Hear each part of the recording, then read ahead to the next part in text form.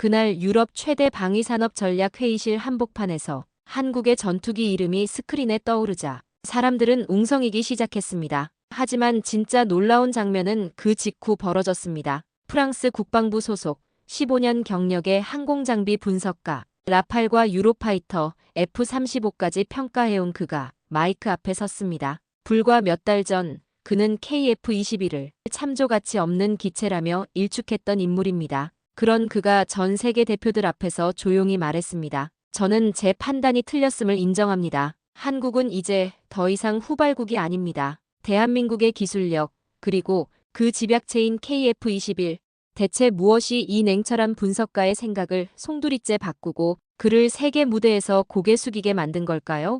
그 충격적인 고백, 지금 시작합니다. 그 전에 잠깐 1초면 가능한 구독과 좋아요 벌써 눌러주셨죠? 감사합니다. 저는 장마르셀 리샤르, 프랑스 국방부 산하 항공장비 평가국 DGA 소속의 전자항전 시스템 전문 분석가입니다. 이 일을 시작한 지는 벌써 15년이 넘었고 그동안 제가 분석한 전투기 자료만 해도 수백 건을 넘습니다. 저에게 전투기는 감정의 대상이 아니라 오직 수치와 성능으로만 평가되는 분석의 결과물일 뿐이었습니다. 기체 형상, 반사 단면, 전자파 회피율, 미사일 회피 시간 같은 지표들이 제 보고서를 결정짓는 요소였죠. 그래서 저는 늘 말해왔습니다. 증거 없는 감탄은 허구다. 그런데 몇 달 전 그 믿음에 균열이 생기는 사건이 있었습니다. 아직 한 번도 가본 적 없는 나라, 한국이라는 곳의 전투기 때문이었습니다. 정확히는 KF-21, 그리고 그 확장형 모델 KF-21EX라는 이름을 처음 들었을 때부터였죠.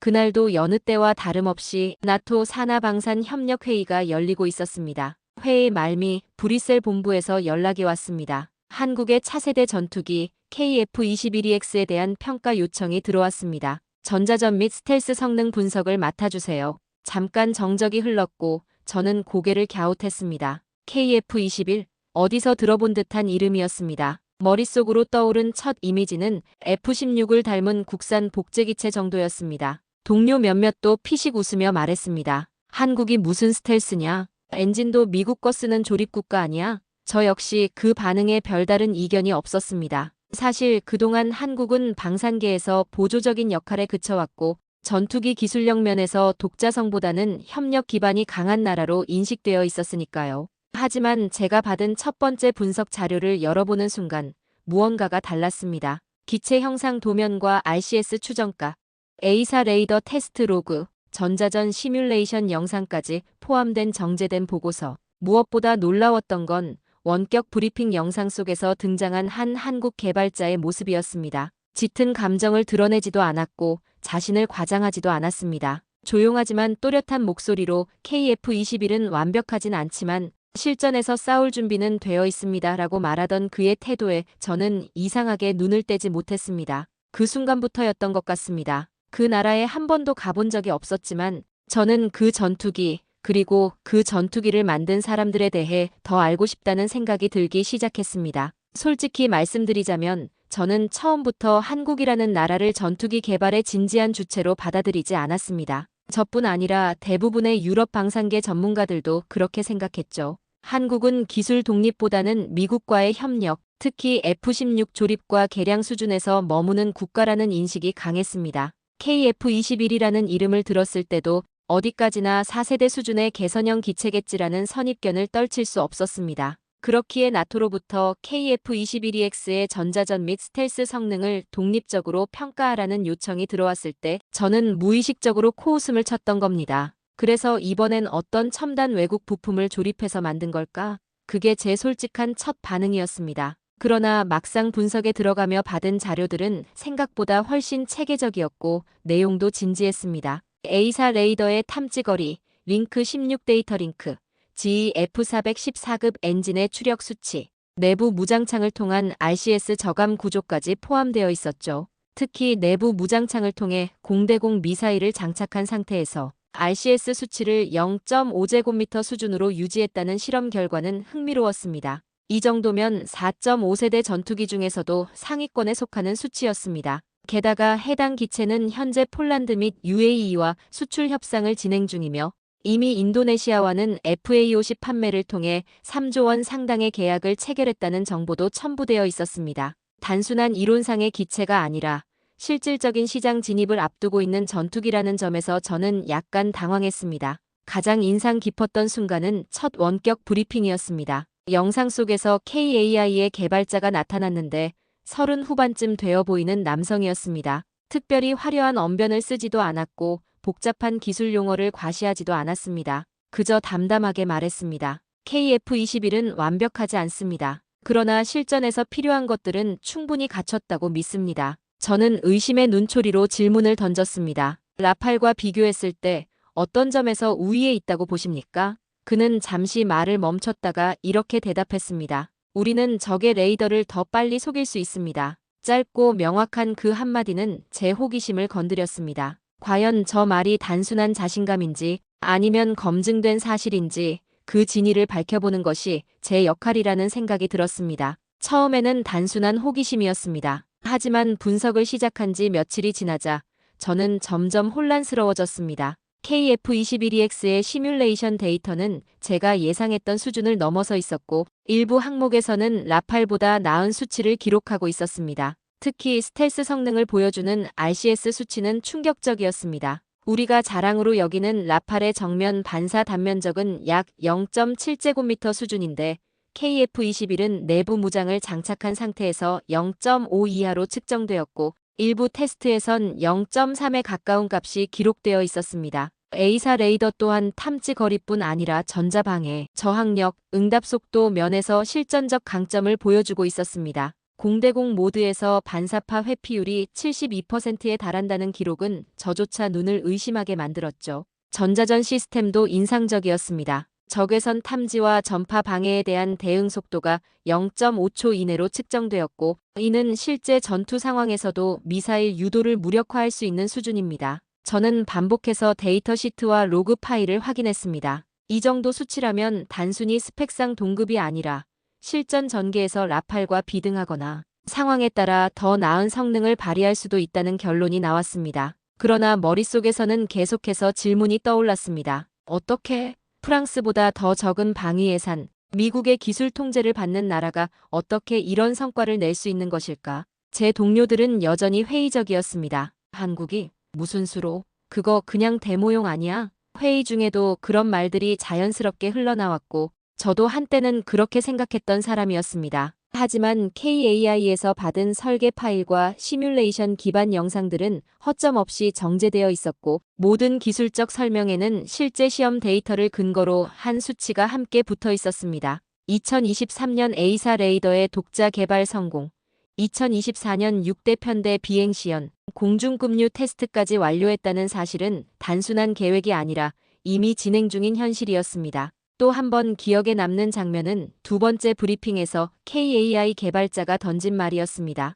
2015년 미국이 핵심 기술을 이전해주지 않기로 했습니다. 그래서 저희는 만들기로 했습니다. 그는 담담하게 말했지만 그 안에 담긴 감정의 무게는 가볍지 않았습니다. 저는 그 순간 단순히 기술 성능을 비교하는 것이 아니라 어떤 과정을 통해 그 기술이 나왔는지를 들여다보게 되었습니다. 어느새 제 사고의 틀이 흔들리고 있었습니다. 단순히 수치를 넘어선 무언가가, 그 전투기 뒤에 있는 사람들의 이야기가 저를 끌어당기고 있었습니다. 지금 돌이켜보면 그때부터였던 것 같습니다. 저는 KF-21을 분석하고 있던 것이 아니라 한국이라는 나라의 철학을 마주하고 있었던 것입니다.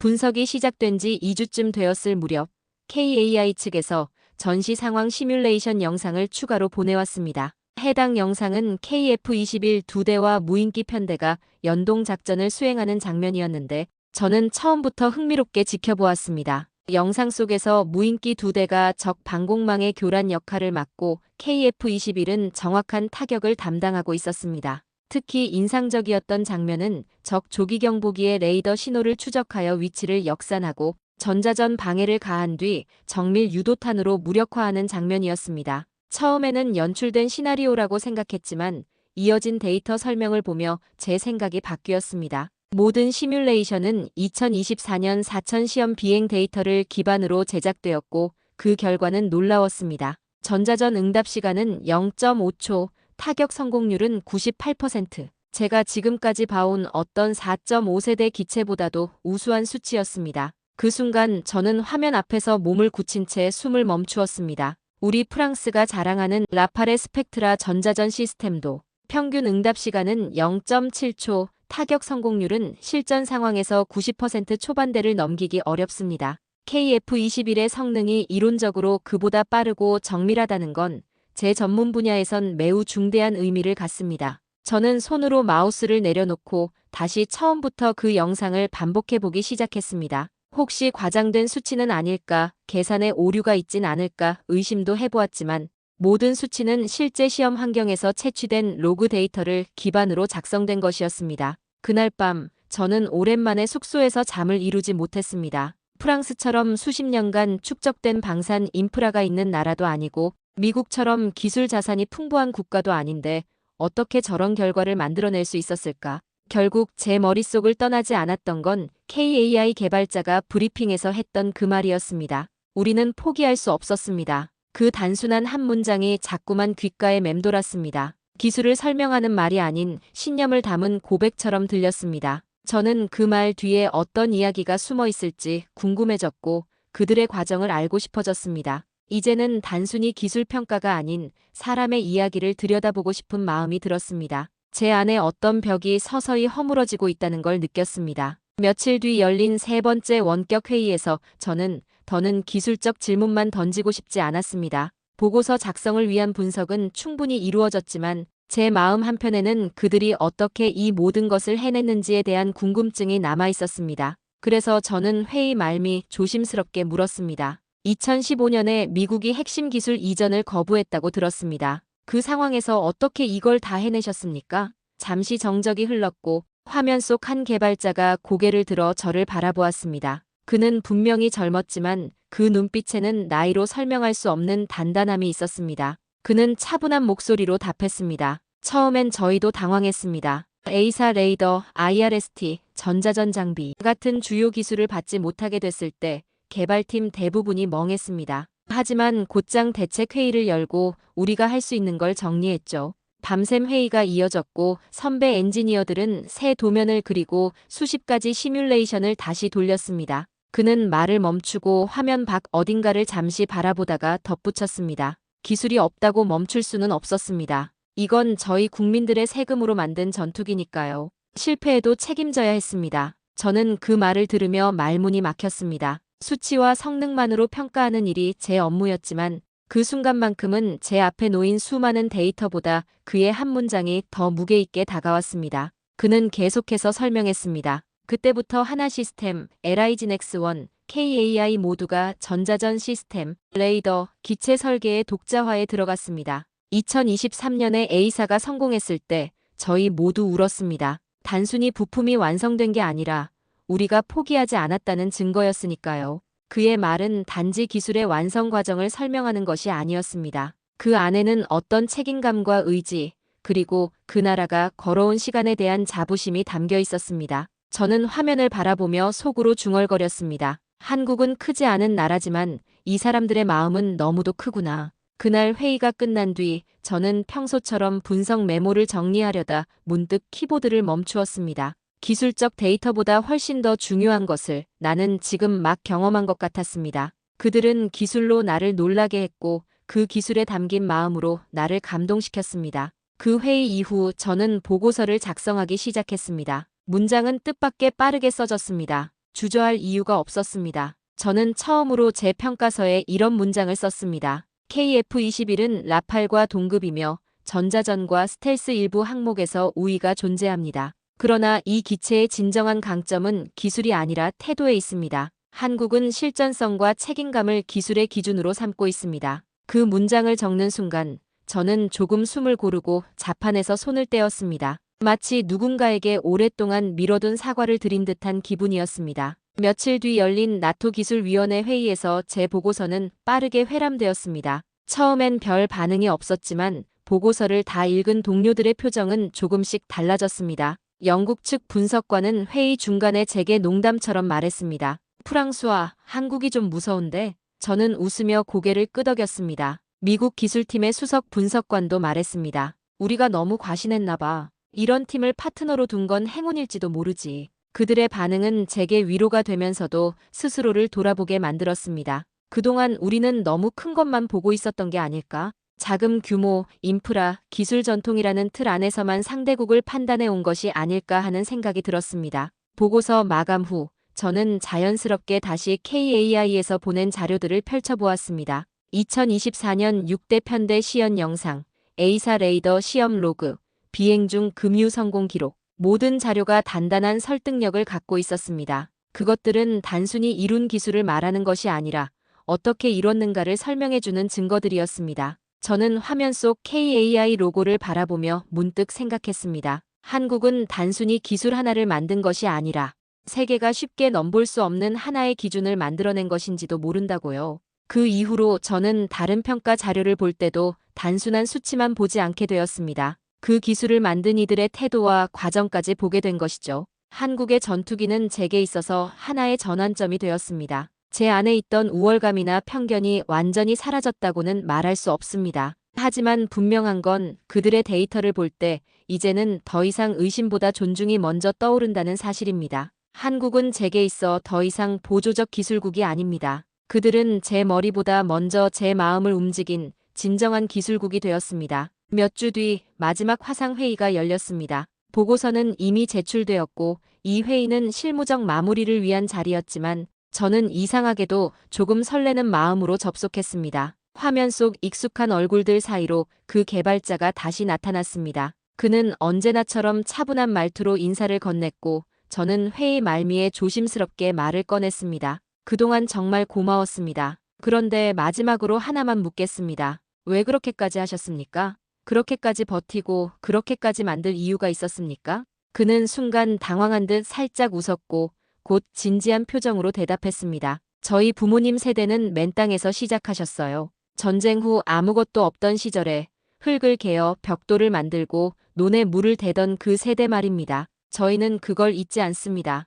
이 전투기는 그분들이 피땀으로 일군 나라에서 우리가 무엇을 지킬 수 있는지를 보여주는 상징이에요. 저는 그 말을 듣고 가슴 한쪽이 먹먹해졌습니다. 기술로 설명할 수 없는 진심이라는 게 있다는 걸 그 순간 처음으로 실감했습니다. 그에게 있어 전투기는 단순한 무기가 아니었습니다. 역사를 기억하고 다음 세대에게 책임을 전하는 수단이었습니다. 그는 이어 말했습니다. 처음부터 쉬운 길은 아니었어요. 실패도 많았고 중간에 포기하고 싶었던 순간도 많았습니다. 하지만 국민 세금으로 개발하는 무기니까 실패해도 다시 해야 했습니다. 기체 하나에 수백 개의 부품이 들어가고 그것들을 설계하고 시험하고 다시 조립하는 과정을 반복하면서도 우리는 늘 같은 마음이었습니다. 이건 우리의 약속이다. 저는 그 말에 아무 대답도 하지 못했습니다. 숫자와 효율만을 따지던 제 사고방식으로는 설명되지 않는 세계가 그 말 한마디에 담겨 있었습니다. 회의가 끝나고 화면이 꺼졌을 때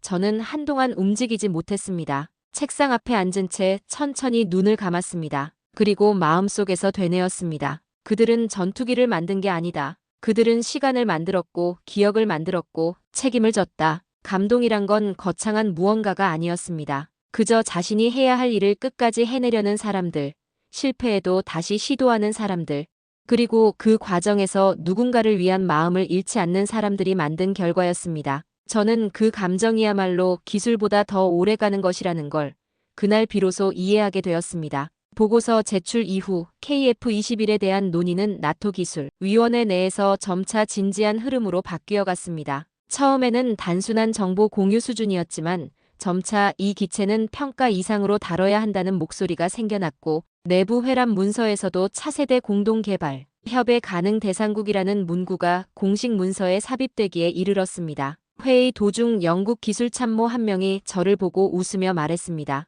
라팔보다 낫다는 평가. 프랑스와 내가 이렇게 파장을 일으킬 줄은 몰랐어. 저는 대답 대신 미소로 답했고 마음속엔 이상하게도 뿌듯함 같은 것이 남았습니다. 기술을 넘어 사람을 이해하고 인정하게 된 그 시간들이 떠올랐기 때문이겠지요. 이후 제 책상 위엔 늘 KAI에서 받은 보고서와 데이터 파일이 펼쳐져 있었습니다. 2024년 여름에 공개된 6대 편대 시연 영상, A사 레이더의 최신 실험, 로그, 공대공 유도 미사일 통합시험 결과까지 업무에 필요하지 않아도 자꾸만 열어보게 되는 자료들이었습니다. 누군가는 제게 왜 아직도 그걸 보고 있느냐고 묻기도 했습니다. 하지만 저는 그 자료들 속에서 단순한 기술보다 더 깊은 것을 읽고 있었습니다. 실험의 반복, 설계의 수정, 실패의 재도전, 그리고 그 모든 과정에 깃든 국가를 위한 마음 말입니다. 기술 문서가 아니라 한편의 기록처럼 느껴졌습니다. 그 사이 몇몇 나토 소속 중소국 담당자들로부터 연락이 오기 시작했습니다.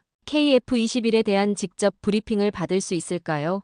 운영 유지비 측면에서 얼마나 효율적인가요? 같은 구체적인 질문들이 오갔고 실제 협의가 이루어질 가능성도 열려가고 있었습니다. KF-21은 이제 단순히 한국산 전투기가 아닌 중견 국가들이 현실적으로 운용 가능한 차세대 기체로 인정받기 시작한 것이었습니다. 저는 그런 흐름을 지켜보며 조용히 생각했습니다. 한국은 단숨에 무언가를 이룬 나라가 아니었습니다. 시간과 인내, 그리고 정직한 절차로 쌓아올린 신뢰가 지금의 변화를 만들고 있었던 겁니다. 때때로 저는 사무실 한편의 창문을 바라보며 생각에 잠기곤 했습니다. 제가 처음 이 평가를 맡았을 때만 해도 한국이라는 이름은 그저 기술 수입국 정도로만 여겨졌습니다. 그런데 이제는 누군가가 그 나라를 두고 따라가야 할 기술국이라 말합니다. 그 말이 거창하게 들리지 않는다는 것이 놀라웠습니다. 변화는 그렇게 조용히 그러나 분명하게 일어나고 있었습니다. 그들은 무언가를 만들어냈고 우리는 그것을 인정하게 되었습니다.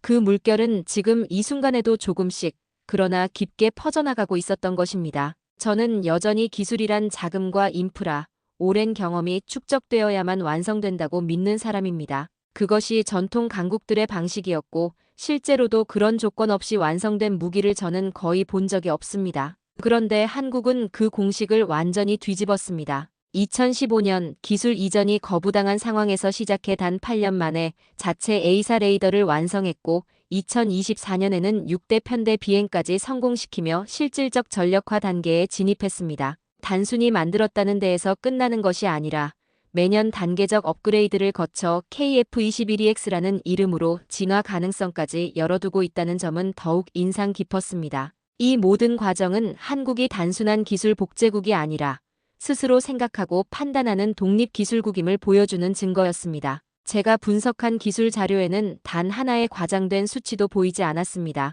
오히려 의도적으로 조심스럽게 표현한 흔적들이 많았습니다. 예상 성능이 아닌 실제 시험값을 명시했고 불확실한 항목에는 추정이라는 단서를 명확히 달아놓았습니다. 그 정직함이 저에게는 더 큰 신뢰로 다가왔습니다. 데이터는 정제되어 있었고 설명은 담백했습니다. 그 안에서 저는 오랜만에 기술이란 이런 것이다라는 기분 좋은 자극을 느꼈습니다. 아무리 성능이 뛰어나도 과장을 앞세운 보고서는 저를 설득하지 못합니다. 반면 한국의 보고서는 조용히 그리고 확실하게 제 마음을 움직였습니다. 그들의 기술이 완벽하다고 말할 수는 없습니다. 하지만 그 기술을 대하는 자세는 분명 완성형에 가까웠습니다. 한계를 명확히 인지하고 그것을 넘기 위한 실험을 반복하며 무엇보다도 실패를 두려워하지 않는 태도 말입니다. 저는 그렇게 한 나라의 기술이 아니라 그 나라 사람들의 마음을 분석하고 있었던 것이었습니다. 처음엔 그저 수상한 신흥 국산 전투기였던 KF-21이 어느새 저에게 있어서는 기술을 넘어선 하나의 철학처럼 느껴졌습니다. 어쩌면 이 감정은 단지 전투기 하나 때문이 아니라 그 전투기를 만든 사람들의 진심이 제게까지 닿았기 때문일지도 모르겠습니다. 그날 저는 문득 책상에 앉아 KAI에서 보내온 회의 녹화 영상을 다시 열었습니다. 수차례 보았던 장면임에도 불구하고 그 개발자의 담담한 목소리는 여전히 인상 깊었습니다. 우리는 포기하지 않았습니다. 그 말이 이번엔 다르게 들렸습니다. 기술자가 아니라 역사를 이어가는 한 사람의 외침처럼 느껴졌습니다. 그렇게 저는 서서히 그러나 분명하게 한국이라는 나라를 다시 보기 시작했습니다. 단 한 번도 가본 적 없는 그 나라가 제 시선을 바꿔놓고 있었던 겁니다. 저는 아직 한국에 가본 적이 없습니다. 그 나라의 땅을 밟아본 적도 그들의 하늘을 올려다본 적도 없습니다. 하지만 KF-21을 분석하면서 저는 그 나라 사람들의 마음을 들여다볼 수 있었습니다. 처음엔 그저 전투기 하나였습니다. 평범한 업무였고 습관처럼 분석해야 할 자료 중 하나일 뿐이었습니다. 그런데 시간이 지나며 저는 점점 숫자보다 그 뒤에 있는 의지를 읽게 되었고 도면보다 도면을 그린 사람들의 마음을 더 궁금해하게 되었습니다. 그렇게 저는 한국이라는 이름을 기술이 아닌 사람의 이야기로 받아들이게 되었습니다. 마지막 나토 회의에서 저는 그동안의 분석 내용을 정리해 간단한 발표를 했습니다. 발표를 마친 뒤 회의실에 조용한 정적이 흘렀고 누군가가 천천히 말했습니다. KF-21은 전투기를 넘어선 이야기군요. 그 순간 저는 고개를 끄덕였습니다. KF-21은 단순한 하드웨어의 집합체가 아니었습니다. 실패를 견디고 책임을 감내하며 다음 세대를 위해 지금을 헌신한 사람들의 흔적이었습니다. 프랑스의 방산 역사가 수십 년을 거쳐 축적된 것이라면 한국은 단 10여 년 만에 진심과 절박함으로 그것을 따라잡고 있었던 것입니다. 그 이후로도 저는 여러 분석 업무를 맡고 있지만 KF-21을 처음 접했을 때만큼 마음이 흔들린 적은 없었습니다. 때로는 외부에서 오는 보고서들을 검토하다가도 문득 KAI의 그 정직한 설명이 떠오릅니다. 스펙보다 실전, 과장보다 진실, 속도보다 방향. 그들이 보여준 건 단지 기술의 성과가 아니라 기술을 대하는 태도였습니다. 그리고 그 태도가 저 같은 외부 분석관의 마음을 바꿔놓았다는 건 어쩌면 그들 자신도 모르는 위대한 결과일지도 모릅니다. 요즘은 가끔 그런 생각을 합니다. 언젠가 한국의 사천이라는 곳을 직접 방문해 보고 싶다고요. 그 공장 안에서 일하는 개발자들, 기체 조립을 책임지는 기술자들, 그리고 커다란 경납고 안에 조용히 세워진 KF-21 한 대를 눈으로 보고 싶습니다. 단 한 번도 직접 본 적 없는 이 전투기가 제 생각을, 아니 제 가치관을 바꿨다는 사실을, 제 마음속에 새긴 그 이름을 직접 확인하고 싶습니다. 저는 이제 한국을 작은 나라라 부르지 않습니다. 그들은 크기보다 깊이로, 속도보다 꾸준함으로, 그리고 무기보다 책임감으로 세상을 움직이고 있습니다. 저는 기술을 분석하는 사람이었지만 이번만큼은 제 마음이 먼저 움직였습니다. 한국이라는 이름은 이제 제게 단순한 국명이 아닙니다. 그것은 기억이고 감동이며 변화를 만든 이야기입니다. 오늘 사연은 여기까지입니다. 사연에 대한 여러분의 생각을 댓글로 남겨주세요. 귀한 시간 내주셔서 감사합니다. 지금까지 감동 신호등이었습니다.